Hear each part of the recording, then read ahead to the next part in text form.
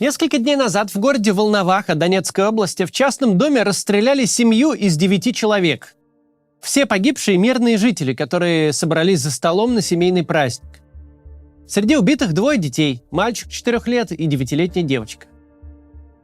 Произошло это 27 октября. Через 3 дня российские власти задержали 2 подозреваемых военнослужащих-контрактников – Антона Сопова и Станислава Рао. За пару месяцев до убийства эти 2 в качестве образцово-показательных бойцов сопровождали губернатора Камчатского края Владимира Солодова, когда тот приехал в Донецкую область. Одному из убийц, Антону Сопову, губернатор даже подарил на память мягкую игрушку – чебурашку в тельняшке. Волноваха находится под полным контролем вооруженных сил России с 12 марта прошлого года. Это тыл российской группировки. Что не характерно, факт военного преступления публично признали официальные органы России.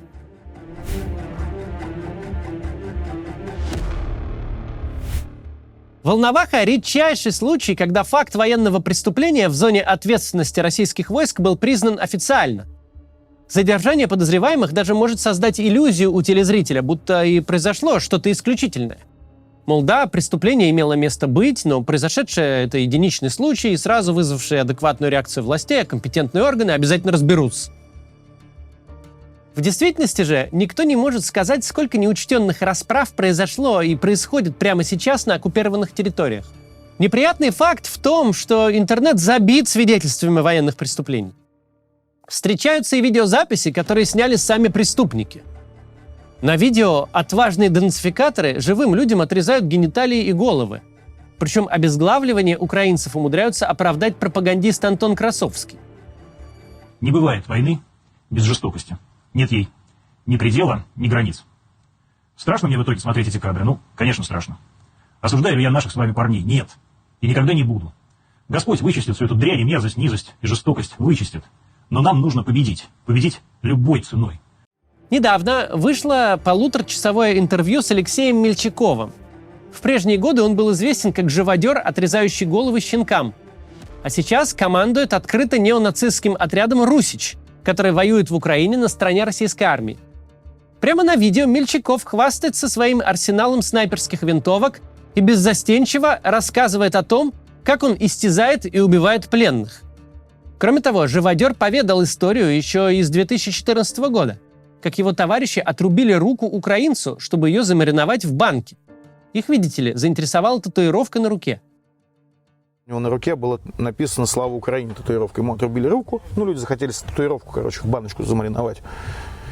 И катали его на танке. Я им говорю, что, господа, вы, или его в госпиталь везите, или добивайте. Пленный не мой, мне тут что лезть.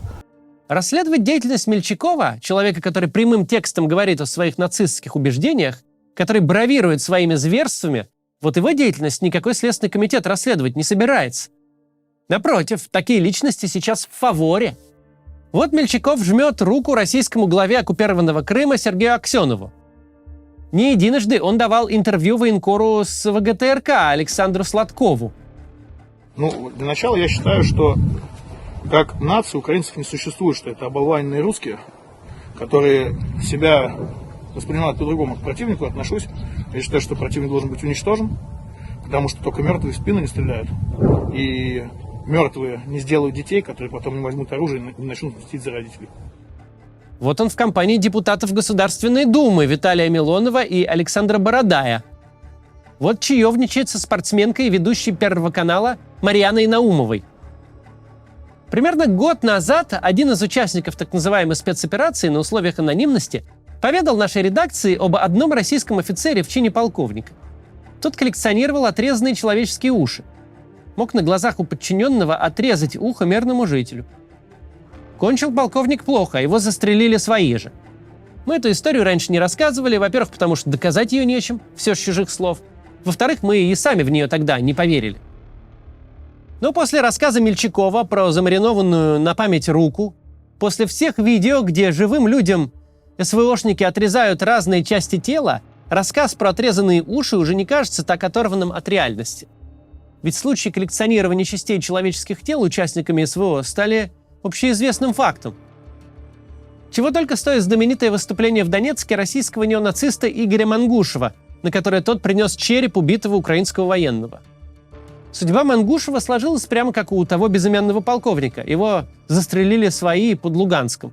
Мы воюем не с людьми, мы воюем с идеей.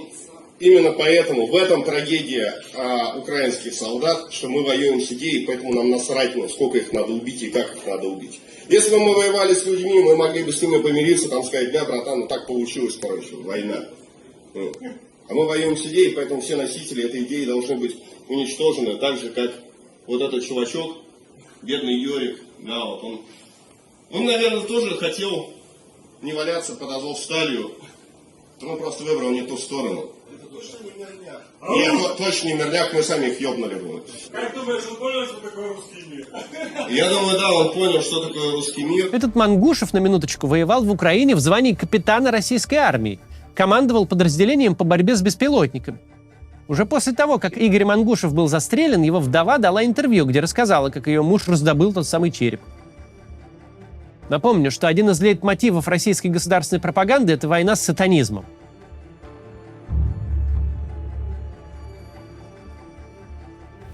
Расстрел семьи в Волновахе произошел на фоне новости. Администрация президента настойчиво попросила отечественные СМИ перестать писать о преступлениях, совершенных ветеранами так называемой специальной военной операции в России.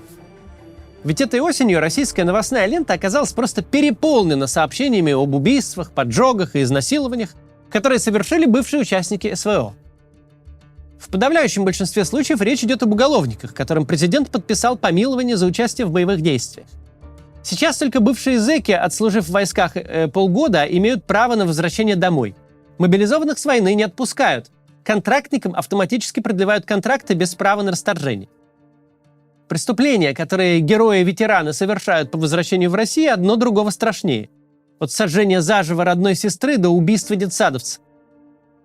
Среди тех, кого помиловал Путин, а помилование – это прерогатива исключительно президента, известно как минимум 2 расчленителя. Оба получили свободу за военные заслуги, не отбыв и малой части наказания. Каждая новость об очередном зверстве, учиненном героями спецоперации после возвращения домой, заставляет задуматься над вопросом: а что же эти люди в таком случае вытворяли на территории Украины? Если они совершают столь чудовищные преступления в России, то чем же они занимались за ленточкой?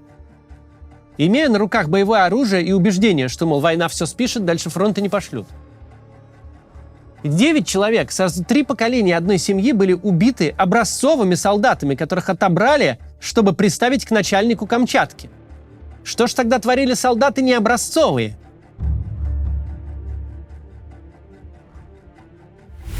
В начале войны путинская пропаганда отрицала любой факт обстрела невоенных объектов на территории Украины.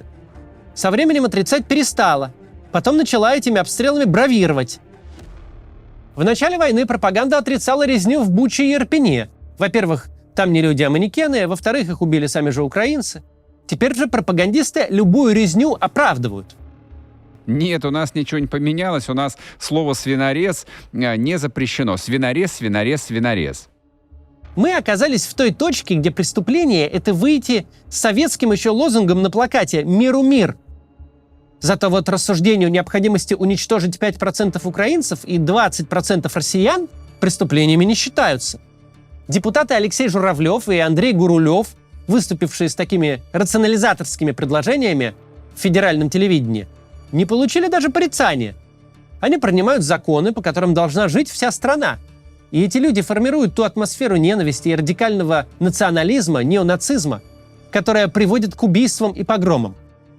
Конечно, убежденные нацисты, серийные убийцы, маньяки, каннибалы – все они есть в любом обществе.